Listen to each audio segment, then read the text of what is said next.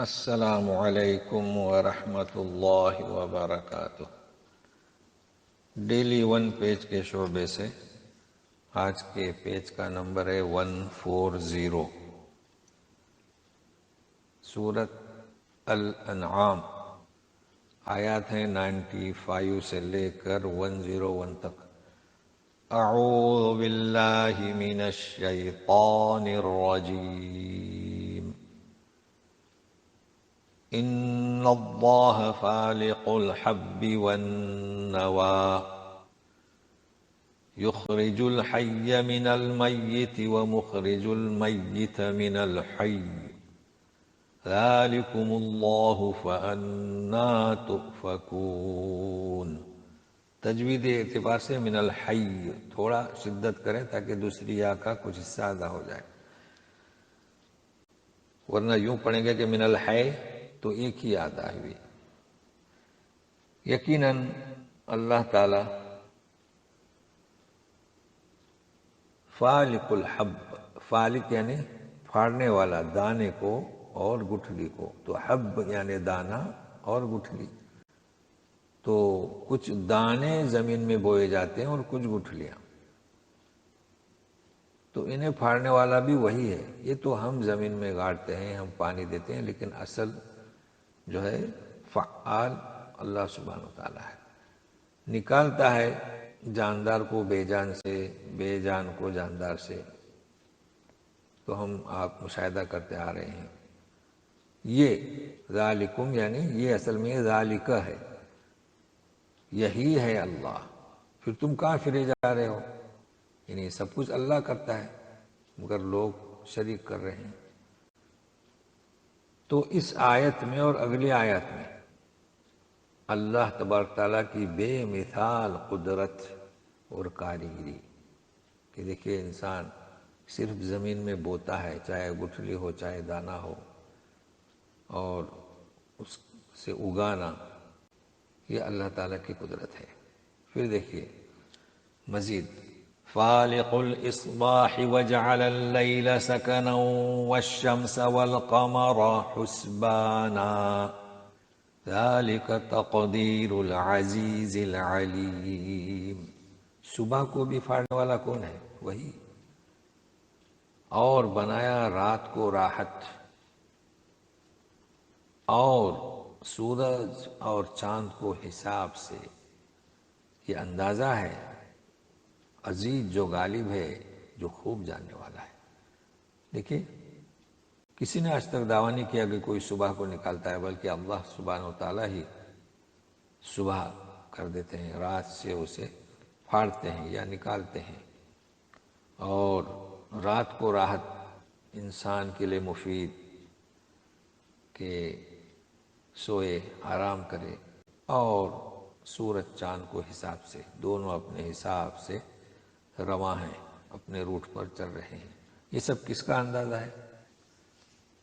کس کا مقرر کرنا ہے؟ تقدیر، جو غالب اس کے فیصلے کو، اس کے فیصلے کے نافذ ہونے کو کوئی روک نہیں سکتا، اور پھر خوب جانتا ہے، لہذا اس کے سوا کوئی ایسا نہیں جس میں یہ صفات پائی جاتی ہوں۔ اب مزید تاروں کا ذکر ہو رہا ہے۔ وَهُوَ الَّذِي جَعَلَ لَكُمُ النُّجُومَ لِتَهْتَدُوا بِهَا فِي ظُلُمَاتِ الْبَرِّ وَالْبَحْرِ قَدْ فَصَّلْنَا الْآيَاتِ لِقَوْمٍ يَعْلَمُونَ۔ وہی تو ہے جس نے تمہارے لیے تاروں کو پیدا کیا تاکہ تم اس سے راستے معلوم کرو، بہا ان تاروں کے ذریعے۔ وہ بھی بتلا رہے ہیں کہ کہاں خشکی، فی ظلمات البر، خشکی کے اندھیریوں میں اور سمندر کے اندھیریوں میں، اور ہم نے کھول کھول کر تفصیل سے آیات بتائی ہیں، لیکن کس کے لیے؟ جو جانتے ہیں۔ دیکھیے تارے یہ انسان کی خدمت کے لیے، لوگ اس سے راستے معلوم کرتے تھے، اور وہ بھی کب؟ اندھیریوں میں بھی، اندھیریوں میں، اور یہ جانتے ہیں، خشکی میں سفر کرنے والے، سمندروں میں سفر کرنے والے سب جانتے ہیں۔ تو یہ ایک فائدہ ہوا۔ اس کے علاوہ دو اس کے فوائد بتا دیے گئے ہیں کہ زینت ہے، آسمان کے لیے، اور کہ شیطانوں کو وہاں سے بھگانے کے لیے مارے جاتے ہیں۔ بس ایک انسان ہے کہ ان فوائد کو، ان مقاصد کو چھوڑ کر اس نے فالگیری لینا شروع کر دیا۔ تو جو اس کے اسرار، اس کے اسلوب کو، اس کے فوائد کو ظاہر ہے کہ کون سمجھے گا، جن میں کچھ سمجھنے کی صلاحیت ہے، جو کو ہم جانتے ہیں۔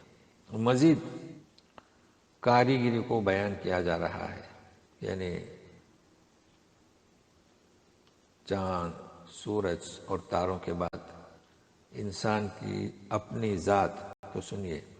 وَهُوَ الَّذِي أَنشَأَكُم مِّن نَّفْسٍ وَاحِدَةٍ فَمُسْتَقَرٌّ وَمُسْتَوْدَعٌ قَدْ فَصَّلْنَا الْآيَاتِ لِقَوْمٍ يَفْقَهُونَ۔ وہی تو ہے جس نے تمہیں ایک جان سے، مراد کیا؟ آدم علیہ السلام۔ فمستقر، مستقر کے معنی زیادہ دیر، ٹھکانہ، مستقر ٹھکانہ، لیکن کون سا مستقر زیادہ؟ مقابلے میں مستودع کے، مستودع چند دن کسی چیز کو سپرد کیا جاتا ہے، جیسے کہ آج کل ہماری چیزیں رکھنا ہے تو مستودع میں چند دن کے لیے۔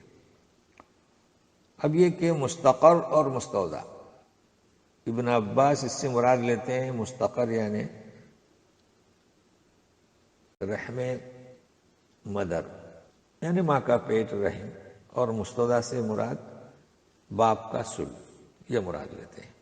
عبداللہ ابن مسعود مراد لیتے ہیں دنیا، کہ دنیا میں انسان جو رکتا ہے وہ زیادہ رکتا ہے، اور پھر مستودع یعنی سپرد کیا جاتا ہے پھر برزخ کی، جسے ہم قبر کہتے ہیں۔ تو اس قسم کی گنجائش ہے، ہم ان کے صحابہ کرام کے اسلاف صالحین کو معنی کو اختیار کرتے ہیں۔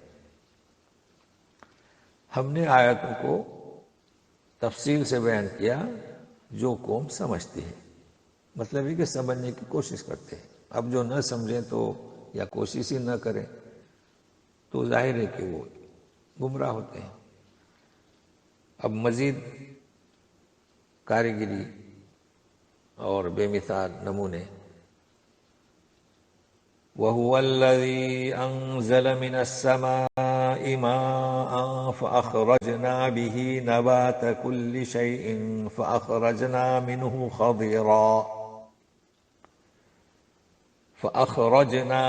خَضِرًا نُخْرِجُ مِنْهُ حَبًّا مُتَرَاكِبًا